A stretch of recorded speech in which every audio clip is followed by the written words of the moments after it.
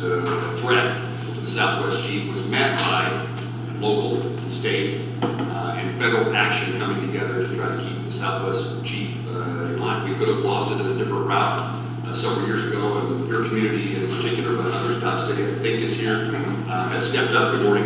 Has stepped up to make a difference. And I've heard from people, particularly in Newton and Lawrence and Hutchinson, about this topic. And so it doesn't seem like we get too many victories.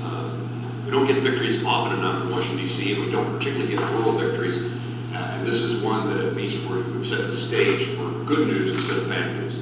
But just to take a moment of history, to tell you why we must still remain concerned. One is procedural and another is Amtrak. So when we learned that we were successful with the Colfax County, New Mexico Tiger Grant, following Kansas, Colorado, and now New Mexico, and Amtrak announced that they weren't going to keep their commitment of $3 million contribution, that certainly caught our attention, my attention. One, that I just believe when people say they're going to do something, that they ought to do it. Their answer was, we're not going to do what we said we were going to do because we don't have a plan for maintaining, improving the line, the miles from Colorado to mostly in New Mexico. So just the failure of Amtrak to keep their word was attention grabbing. The 6 senators, the two Democrats from New Mexico, a Republican and a Democrat from Colorado, and 2 Republicans from Kansas, wrote a letter to Amtrak, to the CEO, and asked for an explanation of why they wouldn't keep their word. The response was pretty poor, was unsatisfactory, and so we asked for a meeting with the CEO, and that meeting was worse than the letter. And the meeting was about, no, we're not going to do the $3 million, but we're doing this analysis as to what we're going to do with the Southwest Chief, and we don't believe it's really long-term viable. And in July, we'll have a report of what our plan is, and you ought to be prepared for bus service from Dodge City to Albuquerque. That, in my mind, means the end of the Southwest Chief. I doubt that very many people are going to get on it in Chicago and know they're going to get on a bus in Kansas and go 400 miles on a bus. And it was just nonchalant. It wasn't like, we'll work with you to solve the problem. It was, this is just where we're headed.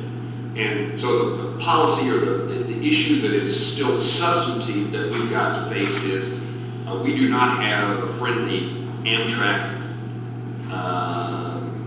I don't know whether it's the board of directors, my guess is it's the management when it comes to long distance passenger rail service.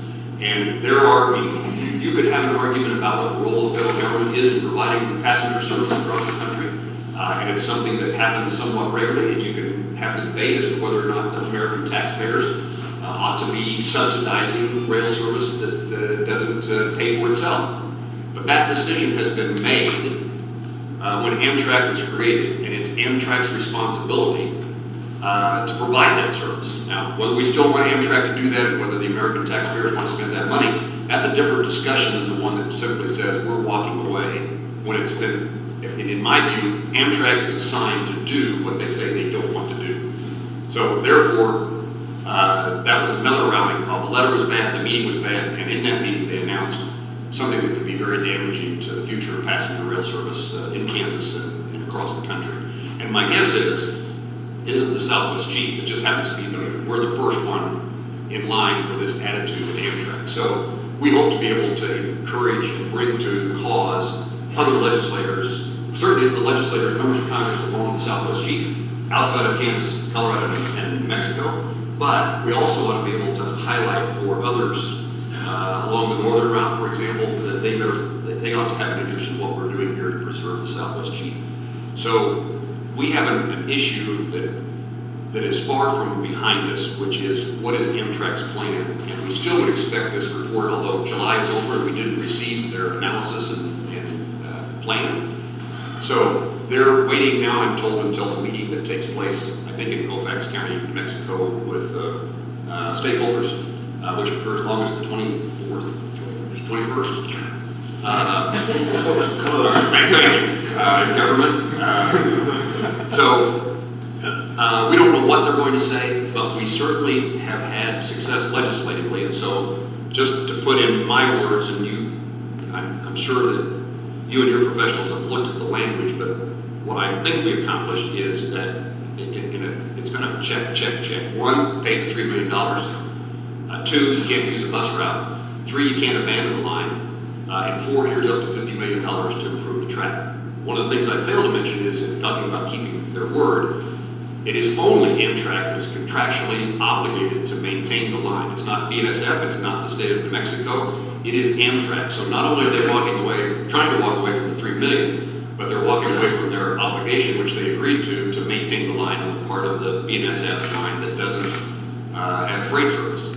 So again, behavior that you don't want to see in anybody and you shouldn't see in public officials or government agencies. I think that's where we are, but the thing that I need to make clear to you process-wise, one, the bill, this amendment was attached to the appropriation bill that funds the Department of Transportation. It will be a must-pass bill, so it will make its way to the President's desk. But that bill has not passed the House of Representatives with this language in it, and therefore it is in conference. And we need you all, communities along the line, to make sure that Republican and Democrat senators on the conference and just members of the House of Representatives encourage that provision stay in the bill. So we need a lobbying effort, a significant effort to make certain that the House sees this as important. The issue is, please don't take this language out. Please support leaving this language in. And so we would ask for your help. The other thing is that because it's in an appropriation bill, and this is perhaps the part that I think is least reported, and it hasn't been intentional on my part. In fact, I always want people to know what we face. This is an appropriation bill that funds Amtrak, funds the Treasury, or the Transportation Department through this fiscal year. So that means these provisions, one, the money is there for the next year. This is October 1 to September 30th of 19. But that prohibition about bus service and you can't abandon the line, that's a year-long prohibition. So an appropriation bill is only effective for the year it appropriates money.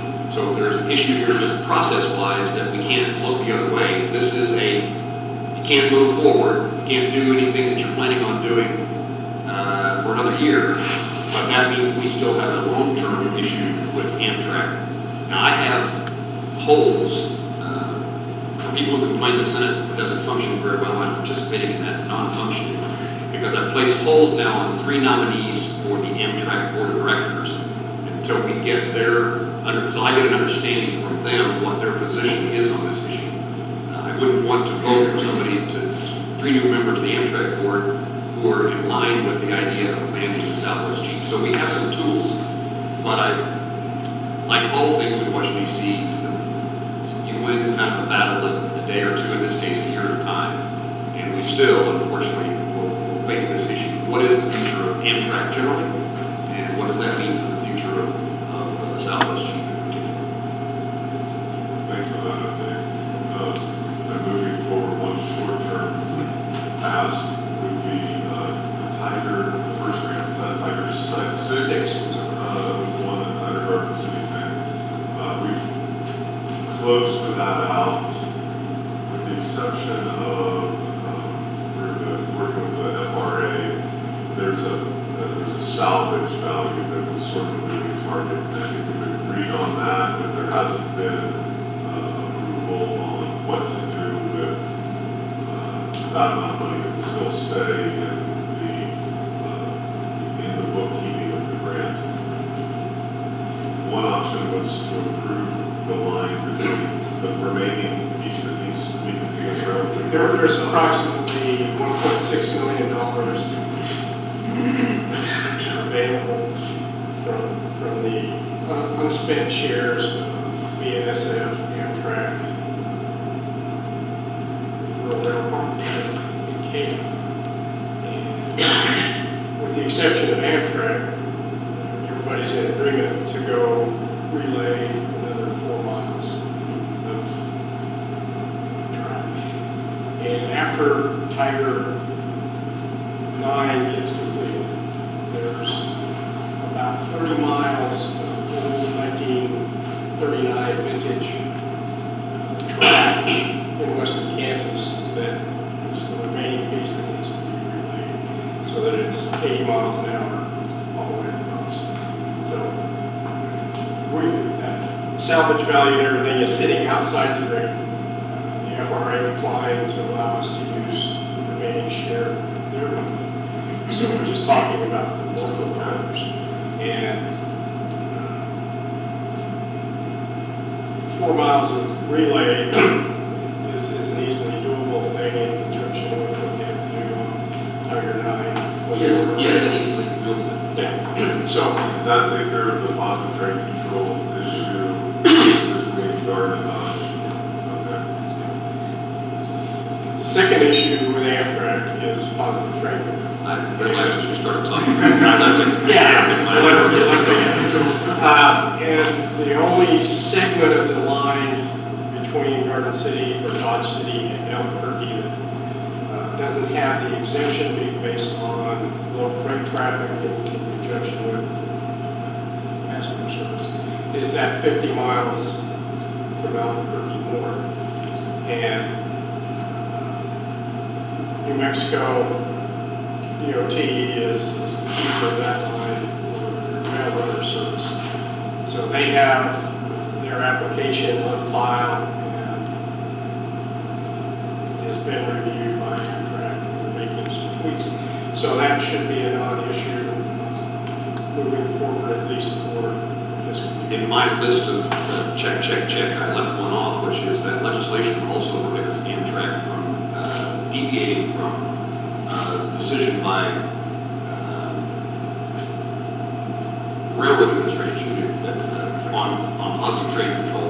So it can't be a different standard. So if the exemption is granted or there's no requirement, then Amtrak can't say we're not going to operate on this line because there's not positive train control. So it's another positive. I got lost. I was thinking as you were talking, because I've had this conversation with BNSF, and I got lost in the miles in Kansas that we can't qualify. We don't have positive train control. How many miles is that? Did you tell me that's 50? Well, no, that's in That's in Mexico.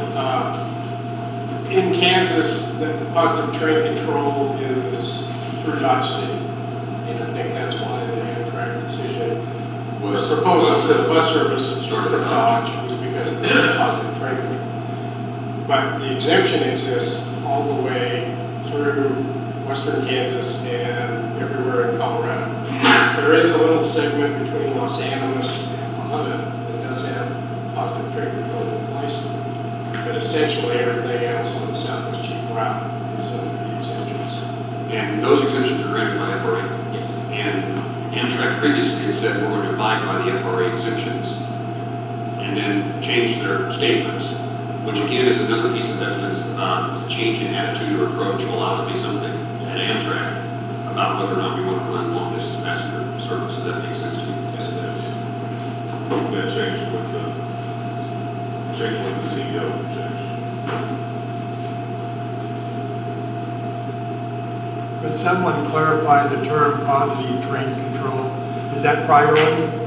No, it's more of an accident prevention. It tracks all trains on a route. There's one more mechanism that if you have two trains headed towards each other, to notify both to either slow down, stop, pull off. It's I more can't remember prevalent. any better, but it uses technology to prevent trains from crashing into each other. And they automatically stop based upon the use of that technology. And it's been mandated by Congress, and we've delayed. BNSF is actually the railroad in the country who's the furthest along in putting positive train control on their tracks. But they would not be responsible for positive train control on the miles that they don't carry freight. So that's the question becomes, does that get exempt? And it has been by FRA, and that was agreed to by Amtrak to say that's enough to satisfy us until recently, which they said it doesn't satisfy us. We're going to set our own standard. And unfortunately, as simple as it sounds, having GPS technology virtually everywhere, it costs about $2 million a mile to put all those improvements in place. So it's significant cost, and that's why the FRA allows the exemptions on those lines that have low freight volume If you don't have many trains, the chances of 2 trains running into each other are significantly less. Have any of your gentlemen actually ridden Amtrak to Chicago or to Los Angeles? Yes. I ride it a lot. There's a lot of things that, for example, the priority, freight obviously has the priority. We've set sidelines, for considerable time, really. So that's why, And unfortunately, that's why I the read it, that's what that means. 2 passenger trains a day versus 50 freight trains. Somebody's got to wait, and they don't make money on it. That's true. We know that. Have you had a sense of the Kansas delegation on the House side and then as far as continuing passenger rail? That's a good sound when you're out of the area. That's right, yeah.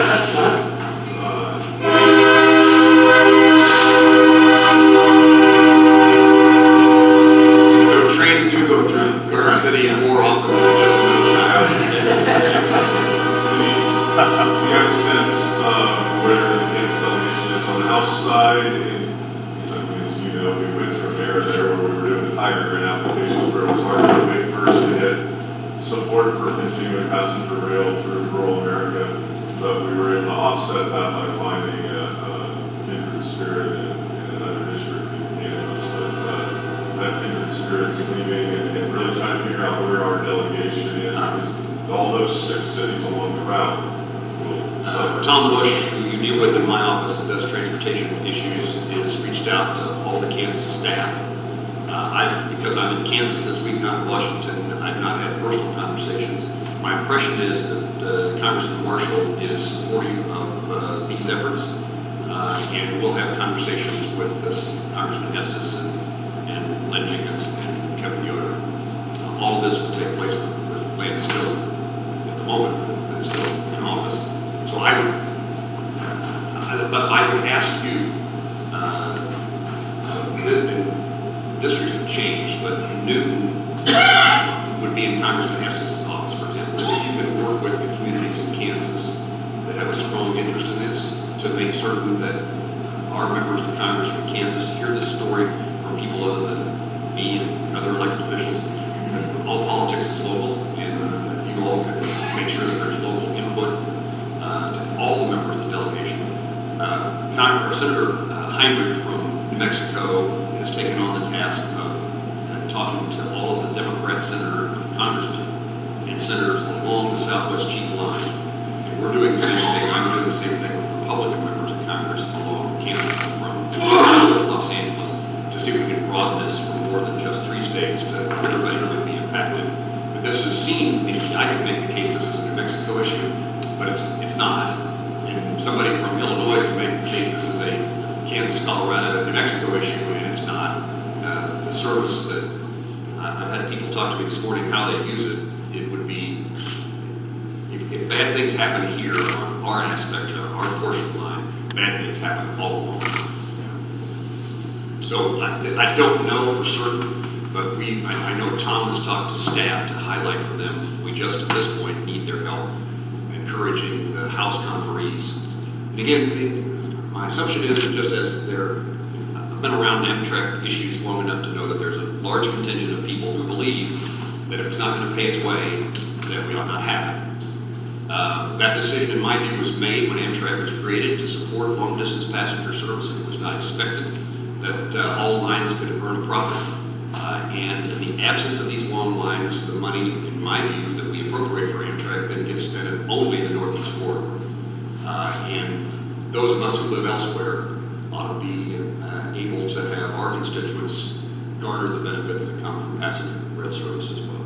So my point is, I'm wondering from my point, which is I'm sure there's a philosophical issue, more likely probably to be evident in the House than the Senate, in opposition to rail service that doesn't make a profit. Right. Well, we appreciate you championing transportation through rural America, specifically through Western Kansas. This issue isn't any different than AIP or gas tax and how that gets Now that you've mentioned that, I can say that we've talked about trains, planes, and automobiles. Yeah, thank you. Anything with the remaining time, is there anything else you want to bring up since we've got her gathered? On the topic of those three things, trains, planes, and automobiles, it's disappointing to me that we don't have an infrastructure plan in place. It would have been smart for Congress and the President to come out of the box of the new President on infrastructure, which we generally think of highways, roads, and bridges, but it's broader than that. And there would have been, I think, there would have been significantly broad bipartisan support for doing a major infrastructure bill in Congress. Instead, we started our agenda with the Affordable Care Act, Obamacare, and it kind of poisoned the waters. The Trump administration has proposed a infrastructure plan, but it doesn't have a component, as usual, doesn't have a component for how you pay for it. The answer generally there is we'll cut spending elsewhere, which has a good soundbite, but when it actually comes time to do that, it makes it very difficult to develop a major infrastructure. But I'm now on all of, I think I'm on every committee that will have anything to do with the new highway bill. And I told somebody, I think I told Reed last night, I'm for 4-laning 54 as far as Mullenville, and then you all have to figure this out because it gets too politically complicated for me. And I hate things that start always in the east and come west. I like things that start in the west and come east. And back in the days, in the House days in which we had earmarks, my first transportation earmark was 4-laning Highway 54 from the Oklahoma line to Liberal. And so I had this theory, we ought to do something once in this state in which we start west and move east. And we got 4 or 5 miles of that done. But then US 400 came along, and again, my political life on this topic got much more complicated. So we were interested in that, and I appreciate the conversation we had about what's going on here. I'm happy to talk to Garden City about their airport, but that's another aspect of keeping rural America alive. And that really, if there could be a theme to this conversation, why infrastructure matters, why rail service matters, freight and passenger, and why airports and air service matter, it's about this overriding goal that we all have, which is how do we keep rural America, small town Kansas alive and well for a future. And this is a huge component, and at a time, particularly in agriculture, where things are challenged, uncertainty about trade policy and tariffs, low commodity prices and bad weather, although it's about as green as I can remember in August in lots of parts of Kansas right now. But those challenges mean that we need even more. We need infrastructure that allows us to get our agricultural commodities and our manufactured goods to market globally. And that infrastructure, that transportation plan is how we can be efficient here in the middle of the country and compete with people elsewhere. So please put us to work. We're delighted. I hope that it would matter more to me that you say this than me, but I'm delighted to have Reed here in Southwest Kansas, and we're glad to have a stronger presence in this part of Kansas. And please put Reed and I to work on the issues that matter to you and your communities. We do. Okay, good. I asked Reed where to work out. He gave me, I worked out this morning at Core Fitness, and Reed told me he was a member there, which made me think he must not be working hard enough. He just gets up early. All right, good answer. I can see something happening here, which you're protecting Reed from me. You wanted to set aside some time to take questions from folks. So, I'm happy to. Yeah, so I guess I'm sorry to the folks that I have my back to. Oh, it's James. It's not your pride. That really does make me feel bad. This is James Kelly. He works for you in our office in Manhattan. He used to work for you in our office in Washington, D.C. He's a farm ranch kid from Elkhart, and he does agricultural work across the state. I was trying to get him close to home, so he's been with me on this trip. Anybody else to? Yes, sir. I know Veterans Administration is something you're working hard on. Is there any updates you'd like to present? I'm out doing town hall meetings, and at every town hall meeting I raise this topic and then turn the conversation over to others. I would use this as an opportunity to say, if you can help me help veterans, please do. And here's an issue, and it's a good, solid rural issue. When I was your congressman, not your senator, I represented a congressional district larger than the state of Illinois. There is no VA hospital here. So we pushed to get the VA to open up outpatient clinics for Dodge, now Dodge City, Hayes, Hutchinson.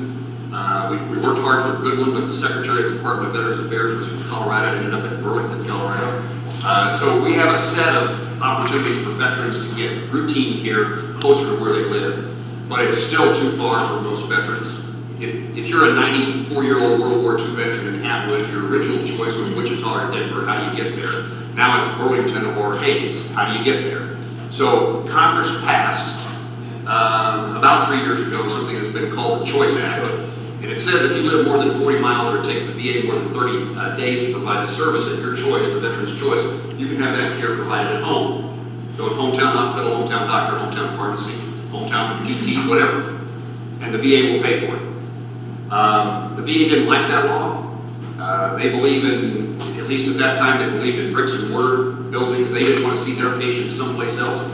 They wanted to be Wichita, Amarillo, Wichita, Kansas City, Leavenworth, and Topeka. So it didn't get implemented very well. This is the example I use. My hometown, Plainville, Larry, a Vietnam veteran I know, calls to tell me, Jerry, I thought he told me he wanted a colonoscopy, and people say, no, he never said that to you. He must have said he needed a colonoscopy. He called the VA in Wichita and said, I'd like to have my colonoscopy done here at home. The VA, a respectful man on the phone line from Wichita says, sir, I'm sorry you can't do that. You live within 40 miles of Hayes, and there's a facility there. And he says, oh no, I've talked to the VA facility in Hayes. They don't do colonoscopies. The VA answer in Wichita was, sir, that doesn't matter. There's still a facility. And that's the kind of stuff that we put up with for a long time. We've changed the law just in the last few months. And the law now says it's not about 40 miles, it's not about 30 days, it's about what is in the best interest of the veteran. And if you can help us, veterans who may have tried this and gave up, healthcare providers who made their services available but never got paid, bring the providers back into this equation. I do not, the VA testified, in fact, in front of our committee that veterans don't want this program and don't need this program.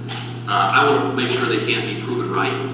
So if you and others can help veterans in your community make sure that they have us or their VFW, American Legion, go to bat for them, put us to work to prove this. And this is important in Garden City and Dodge City and Liberal, but it's important in the smaller towns around here, not only further distances from VA facilities, but all of our hospitals, for example, in Kansas, hang on by a thread.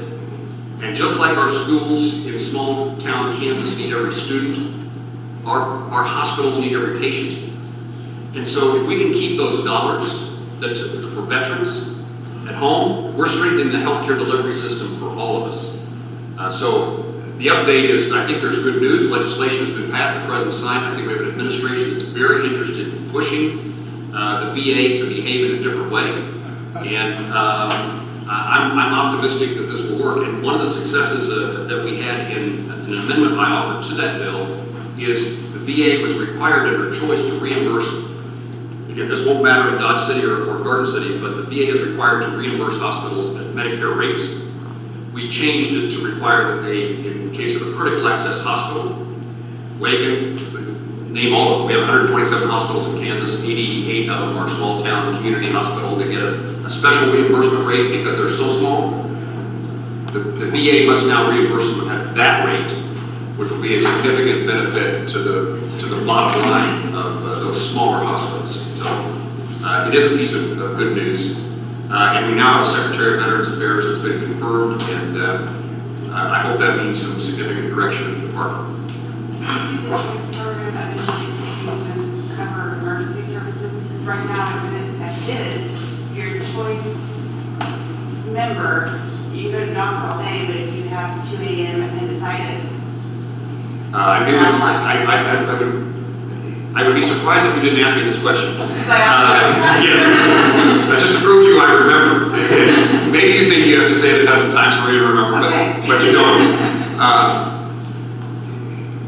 The VA would tell us that if there's an emergency and they're not there when the emergency occurs, which is the circumstance for most of my constituents, you can be cared for in an emergency room at your local hospital and they will pick up the tab. The problem is it doesn't work the way they say it does. And it is, I suppose it's nice to get routine care close to home, but the reality is when you're saving someone's life, it's even more important to be able to get them emergency care close to home. And our conversation in the past, and this one this morning reminds me that we got to keep pushing the VA to make this much more straightforward. We spend, I would have thought, I suppose, when I became a member of Congress, that we'd spend more time doing what we call casework with the IRS. We spend more time doing casework on behalf of Kansans with the VA than anything else we do. And it's trying to fix these kind of problems, and sometimes we're successful. But the point is, no veteran's family member ought to experience the circumstance in which you got to call your United States Senator to get what you earned by your service to our country. And the VA is a terribly bureaucratic place that is hard to get a hold of. And I became the chairman for 2 years.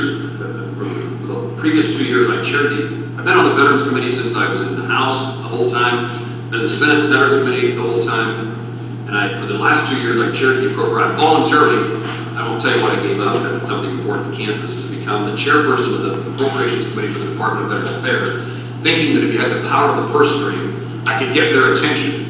I could make them do what I want them to do. It wasn't significantly different with the power of the purse string, and part of the reality is, what member of Congress is going to take away money from the VA, even though there's a reason to take it away to beat them over the head? None of us want to vote to cut the funding. So I didn't have the leverage I was hoping for. We appreciate your work. Thank you for the reminder of more work to do.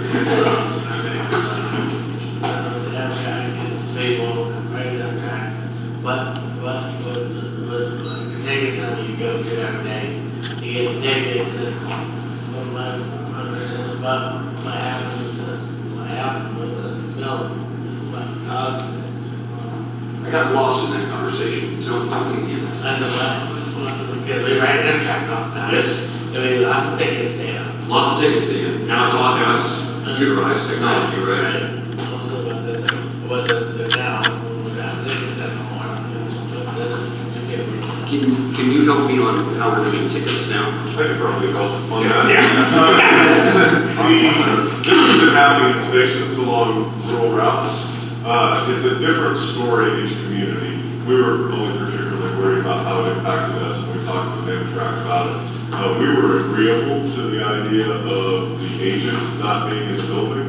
For the previous year and a half, every ticket bought for the Garden City boarding was done online. The building was only open, and Amtrak cared for the facility, wasn't as a ticket agent. They unlocked the building. As folks in Garden City know, that arrives heading east at around midnight. It arrives heading west in the early morning, 6 a.m. So not typical business hours, and probably good to have the building unlocked for folks that are able to get in. So if the agent wasn't here, the building would be locked, and so folks would wait outside or wait in their cars, and then when the train pulled up, they jump on. Ground supposed there's nobody to get in. So there's no special one outside. Yeah, so now the city operates the building for the passengers. There isn't a ticket relationship between the city and train customers. The building's open all the time, and we think it actually provides more service to what the traveling customer needs. We are working with the Amtrak to investigate ways that folks could buy tickets. They'd be doing it digitally, but they'd be doing it digitally inside this building. So hopefully that answered your question. This was particularly an issue for us. Topeka got exercised about this topic. And I'm a sponsor of an amendment on the same bill to try to get Amtrak to provide customer service in person. That amendment was blocked, as was our amendment, but we were successful in convincing the senator who was blocking our amendment to lift the block on ours, but it didn't get lifted on the issue of whether or not there had to be a ticket agent present. I'm on the way to Leo to have a town hall meeting, and then to Tribune, and then to Goodland. I'm not for this, but I can see merit to county consolidation now that I'm doing 105 town hall meetings. I didn't mean it. But I'm anxious to have it. Those town hall meetings are valuable to me, but I recognize that it comes at a price for actual missing meetings that people invite me to come to. So I'm glad to make this one work in both instances. We'll give the folks in Wichita and Greeley County a chance to poke their senator in the chest. And August recess is gone away. So the president has complained that Congress, the Senate in particular, isn't working hard enough. And he may be tweeting those things from a golf course, I'm not sure. So we normally are away from Washington, D.C. in August. And this is the only week we're taking off. And it's actually probably a good thing. There's plenty of work for us to do with Supreme Court nomination kind of front and center. But just the normal nuts and bolts of doing appropriation bills, including the transportation appropriation bill called THUD, that this amendment is in. So I'm in Kansas this week, but I plan on all of August to get 105 town hall meetings done, and so I'm scrambling. I don't want to be the senator who somebody can say, well, he came to every county but mine. Yeah. We're on the road. Matt and others, thanks. Doug City, thanks for coming over. Thanks for, while you're polite and kind to me on this topic, this really has been a state, local effort that we would not at all be where we are on this topic without Garden City, Dodge City, and other communities in Kansas stepping forward and making the sacrifice, finding the dollars, and supporting the cause. So we're trying to run interference for you, but it is really the local effort, the state effort in 3 states. And perhaps it's, if there's a takeaway, the idea of getting 3 Republicans and 3 Democrat senators working together on a project that is important to our 3 states, that's evidence that it still can work in a way that it's intended to work, in which we find common ground and get things done. Thanks very much. Thank you.